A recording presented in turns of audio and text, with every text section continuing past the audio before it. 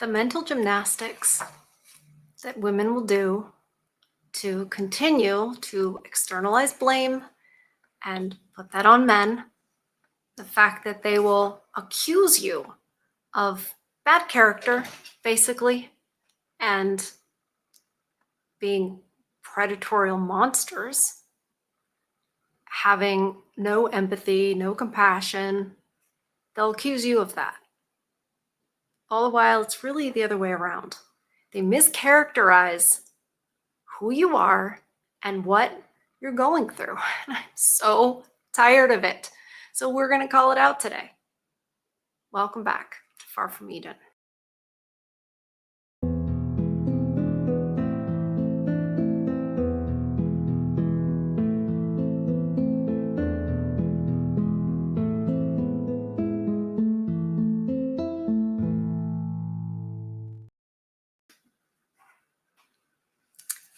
So I feel like it's getting worse and worse. And here's why I think that's happening. I mean, I'm sure it's happening, that it's getting worse and worse. The libels against men, the slanders against men as a whole, and who you are and what you're about. And the reasons why you're walking away. They absolutely are. I mean, they must be dizzy from all of this. Trying to explain that it's your problem, it's your fault, you're bitter, you're just a horrible incel. And all the while, what has happened is the red pill means you're awake. You're awake to the truth of the trends towards the anti-male trends, the man bad trends. That's what red pill means. Now, has it been taken to mean other things? Sometimes, and I would say that's a small subset of the people who are awake. Some people take that and want to use it as an excuse to, be nasty and stuff like that. That is not the overall. That's not an accurate descriptor overall of what men do once they wake up to the truth about family court, the truth about, the truth about the way women are behaving, the truth about divorce, and how they're just throwing away relationships and sacrificing the benefit, what benefits the children. So, of course, we had to go to TikTok to find an example, and believe me, it was not difficult. It was, I was finding examples right and left about women angry about red pill. And I think, I covered Ace Nate's video about that woman who's ruined my relationship. Yeah, because he woke up and realized he's allowed to have standards. He is. You guys are allowed to have standards. How dare you? So, without further ado, let's take a look at her. Well, first, Erin, you have to present your screen. Otherwise, it's not really going to work very well, is it? Not going to work well. There we go. There we go. Yes, hi, Lola. Hi, Lola. Lola's got opinions, too. She's probably saying, calm down. So here's a woman who is going to say a bunch of mistruths about the cornerstones of what the red pill, of who the red pill community is and what they say, because they can't say the truth of it, because the truth doesn't make them look very good. So we got to do our mental gymnastics. Let's watch some gymnastics. So I remember when I first stumbled upon the red pill dating content, I was like, oh, okay, this is a response to feminism, because men are getting tired of getting treated like crap and being grouped into one category because one man treated one woman bad. So that means all men are evil. But now the red pill dating movement is just feminism for men, because all they do is sit online all day long, and now they trash women. They talk about. Okay. That is a common misconception, that red pill / MGTOW is just the opposite of feminism. It's just putting women down. That's what they claim. And it's basically, I know you are, but what am I? Kind of a thing. You know, like, hey, you're just as bad as us. So it's a draw. You know, if I'm not a feminist, then you shouldn't be. That's why they do that. That's why they want to do that. Because then it erases some of the blame and guilt that women should have for there. It's like, well, I've made some mistakes, you've made some mistakes, and maybe we should just let it go. That's why they say that. Now we went right into, because we don't want to, you don't want to stay too long on the whole. It's just like feminism, because it's not gonna hold up, right? So then we're gonna just move right into, it's all about bashing women. And listen to what she says about how we're over here bashing women. About their looks, hitting a wall, all women are worthless. Wow, that's what feminism does, but they just revert.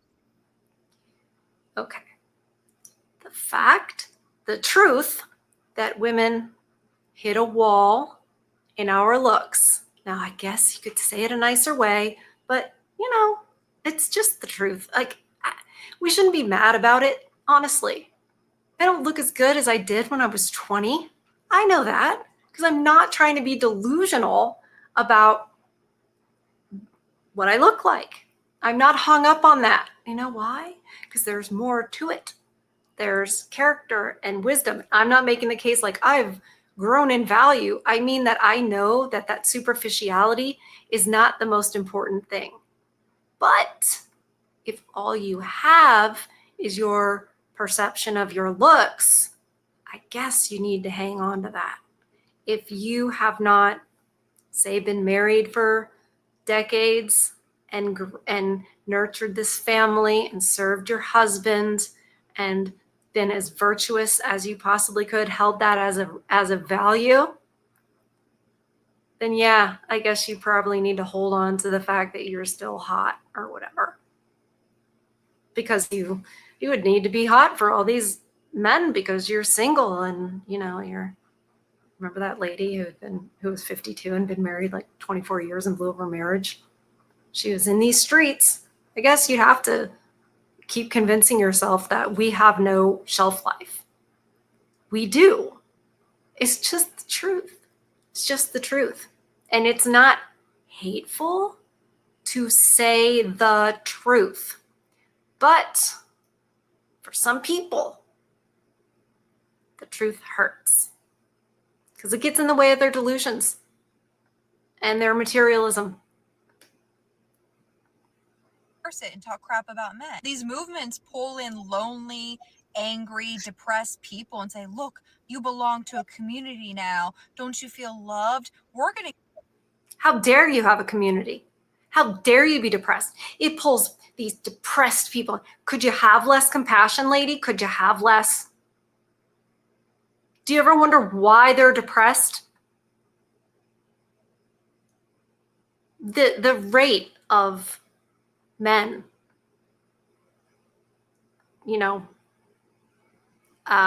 taking the final journey out before it's time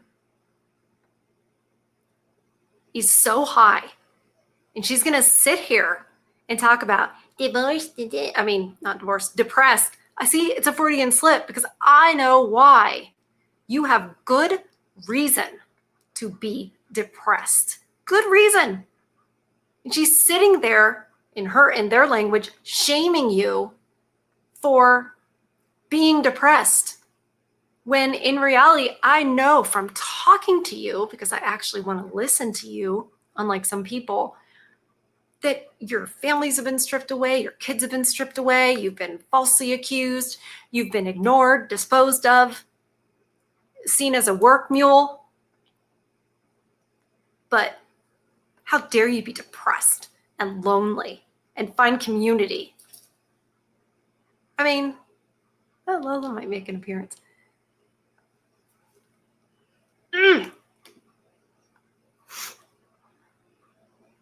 give you dating advice. You better take it. And then these men or women take this dating advice and they wonder why they're so alone and miserable and they can't find anyone because these people are. They can't find anyone because now they have standards. There's two reasons they can't find anyone. They have standards.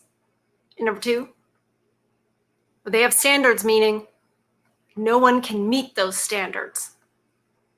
Ladies, you're not meeting the standards. Sorry, it's just his preferences. You're not supposed to shame him for that. So they can't find anybody because nobody can meet those standards, and those standards are not high. Men do not have ridiculous standards. That's not true. It's just that women aren't meeting them. And number two, you all think you deserve high value men, whatever that is. Men with money, men with whatever, 6 feet tall, you think you deserve that. So you see a man who's like 5'8" and a little bit balding, and you're like, you're just this. You don't see him as a possible mate. Do you know when men are on online dating sites, how little attention most of them get?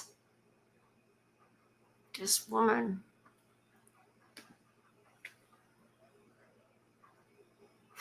Are giving you bad advice. If someone sits on the internet all day long and complains about the opposite sex and blames them for all their problems, that's someone you shouldn't be listening to. Guys, you're not a vampire. You do age. Why not? What if they're right?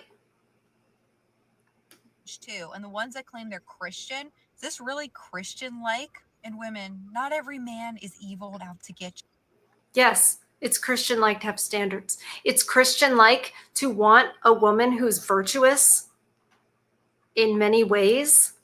I'm not just talking about body count, but it is Christian-like to select for a woman who is virtuous, soft-spoken, feminine, all those things, fit, because that means healthy, right? And disciplined. To choose that woman to be the future mother of your children. Yes, that's very Christian-like. And we, Christians, need to be better at that. If you guys choose to go out there and try to find a good one, I don't recommend it because you can't tell who is and who is not. I'm going to tell you a secret. Women lie. We can lie. And when we lie, we're usually very good at it. So you will not be able to tell who the good ones are and who they're not. And remember, it's not that every woman will blow up the family, it's that every woman can, because the law is on their side to not only do that, but encourage them to do that. So there are good men out there. Turn off your phone, go outside, breathe in some fresh air and touch some grass, okay? So I remember when I first stumbled upon the shush. They never shush. They never shush. I've seen other podcasters cover TikTok and they just don't shush. They make that up like that on purpose. All right. Okay, so not only that, we have an article from the Sci Post.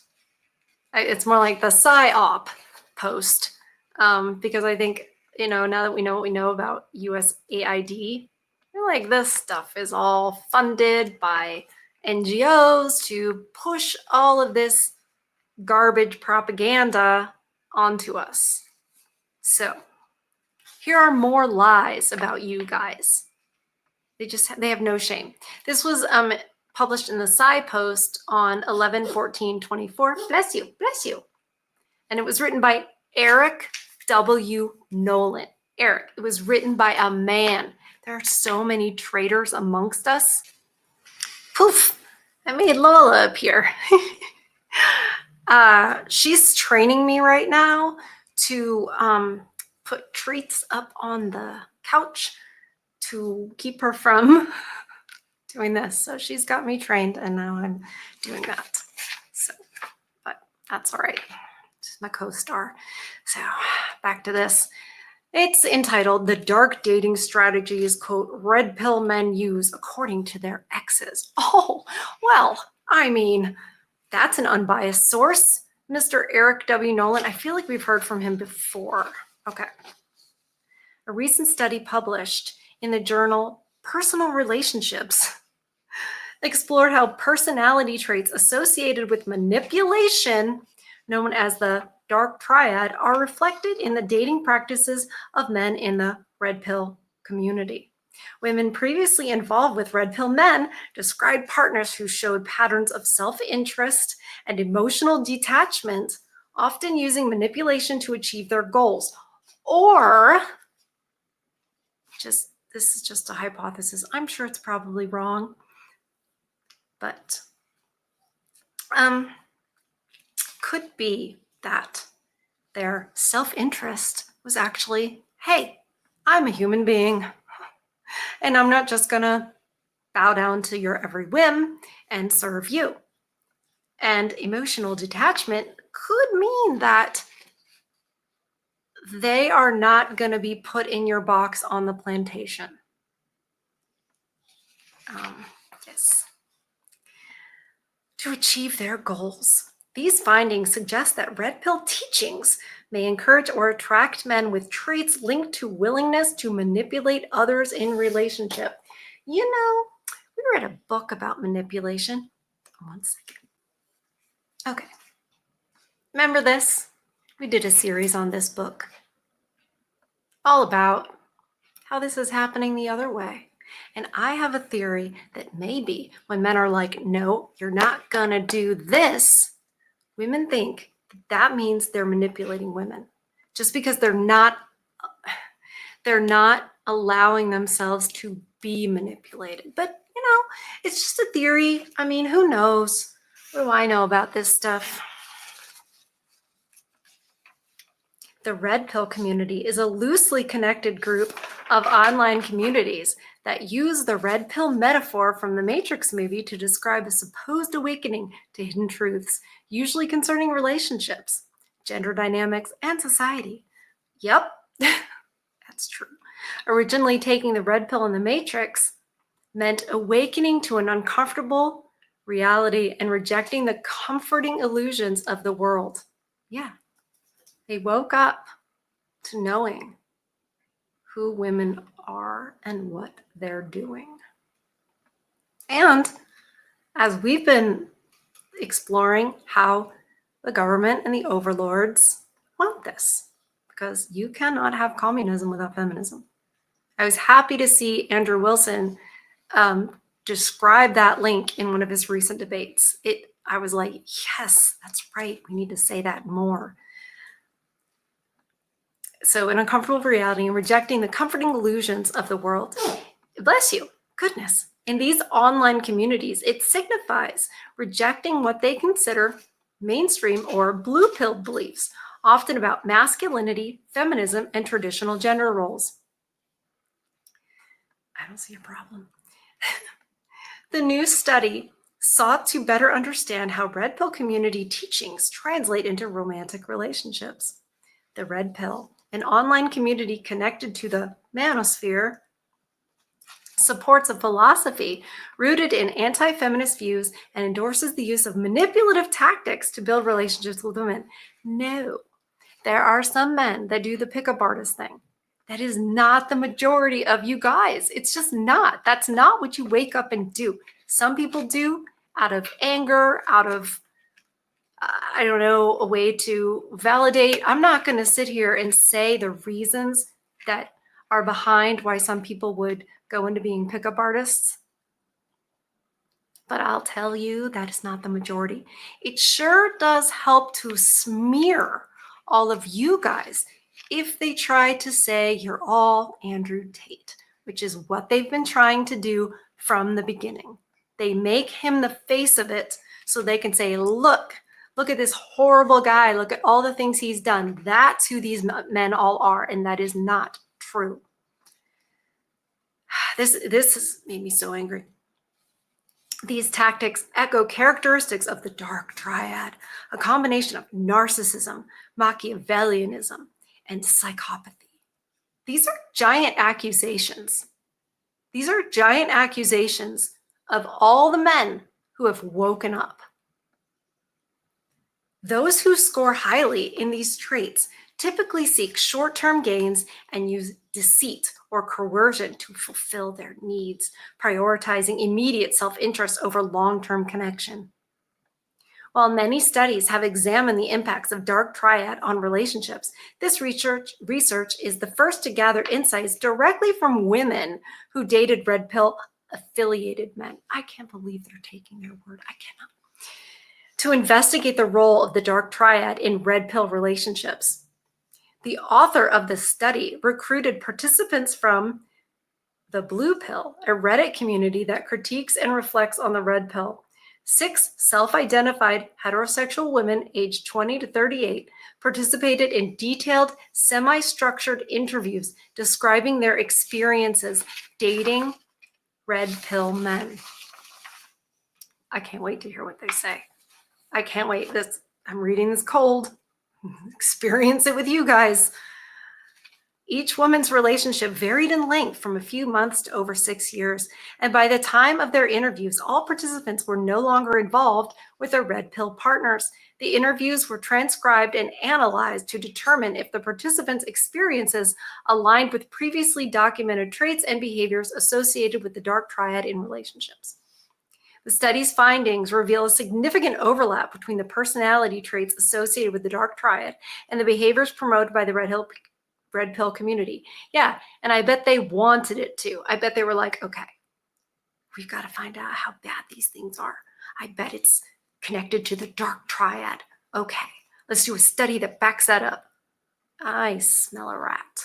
Women who had been in relationships with red pill men described a distinct pattern in which their partners exhibited self-centered and manipulative behaviors aimed at fulfilling personal needs, often at the expense of emotional connection. Sure, you need to be emotionally connected so you can spend money on her. Don't you realize that? And put up with, all kinds of stuff. What's wrong with you?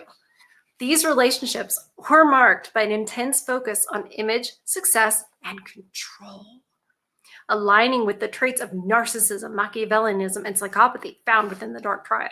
If we say it again, it means it's even more true. Our central theme that emerged was the quick escalation of these relationships.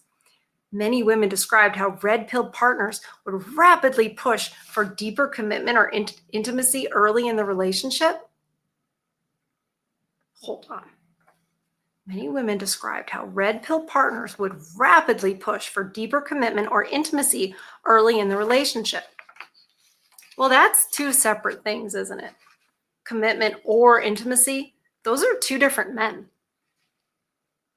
I really feel like that's very much 2 different men, because if you have a man who wants to be virtuous and values those things, then he's going to look for not necessarily to commit, but the idea that, well, what are your intentions? Do you want to be married? I'm not here to just mess around. And the intimacy thing, which I would argue it's not very intimate to just be having strangers, in your bed all the time. That's a different thing. That's more the pickup artist, right? That's the guy who's kind of like a man 304. And there are few of them, because few men even can. But women don't understand this. What I have a major problem with is the guy who's writing this is a man. So he must know that all men just don't have the option to, run high numbers. They don't. So therefore, there can't be that many of them, can there? And it definitely can't be most of you. It's impossible. That was left out of the data. This pattern of love bombing helped establish control quickly, often leaving the women feeling overwhelmed or unprepared to set boundaries. I thought y'all were strong and independent. I thought you were capable and, all this stuff. Like, well, if you're so easily victimized and overwhelmed, I mean, she's like, like Southern Belle, like, oh my God, I got the vapors, Okay. Red pill men also placed a strong emphasis on the role of hanky-panky, viewing it as a foundational element of the relationship. All right. This pressured the women into conforming to their partner's expectation. It pressured them.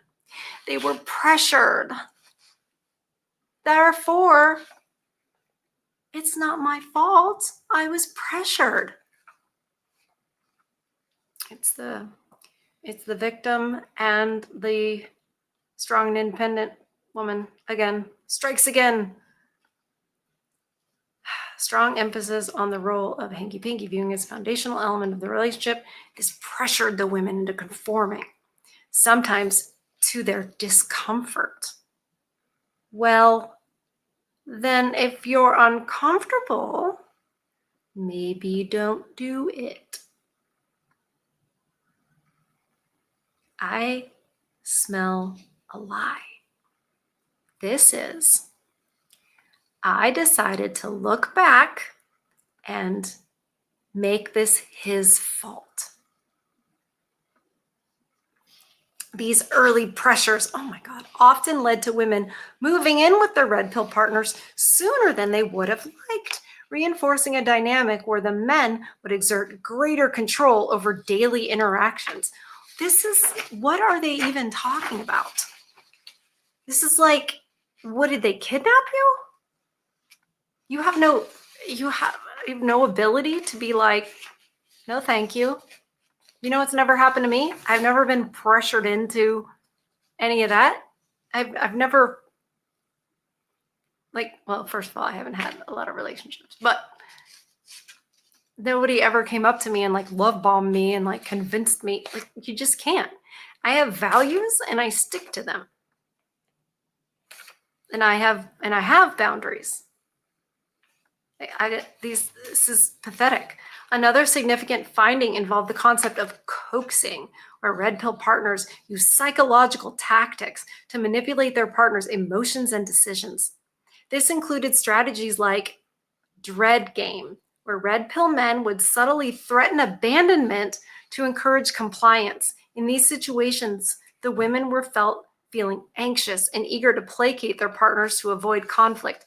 Maybe he set a standard and was like, look, maybe he set a boundary and was like, look, if you're going to have girls' nights all the time, that doesn't align with my values, because I think if you're in a relationship, you shouldn't behave like you're single.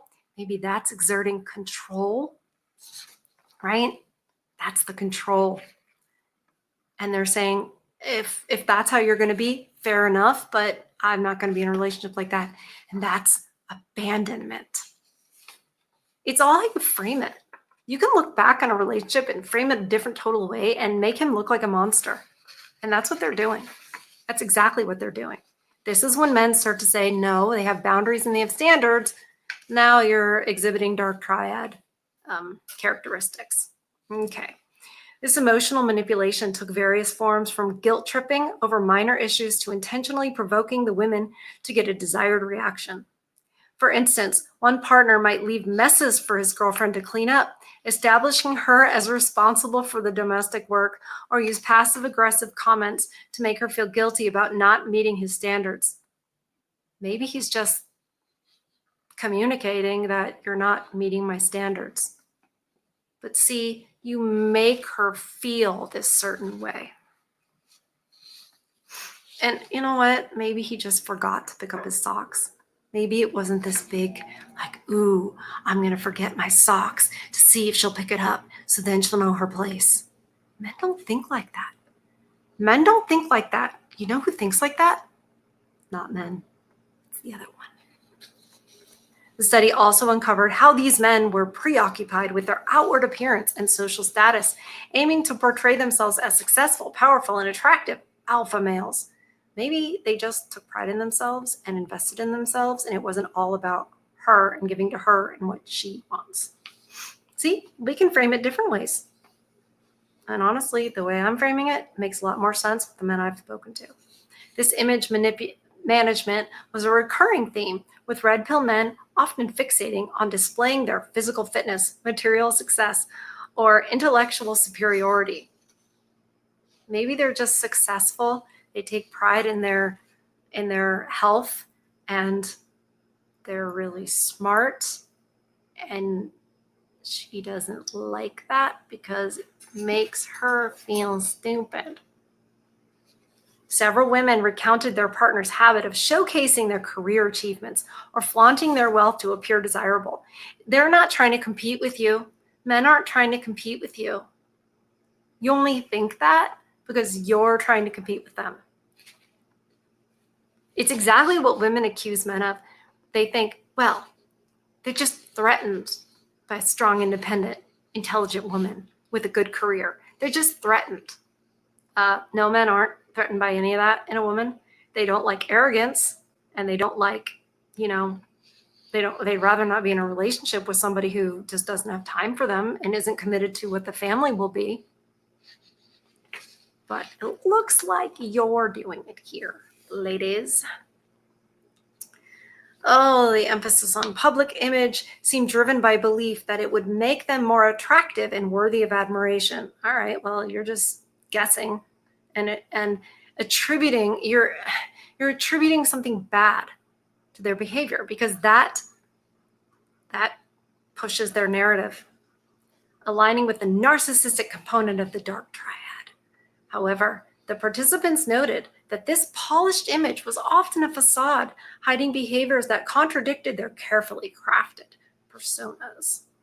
Interestingly, the findings indicated that red pill men often use the internet, specifically red pill communities, to reinforce and develop their behaviors.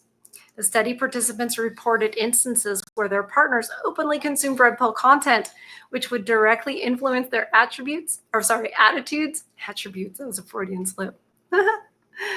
Attitudes and actions within the relationship.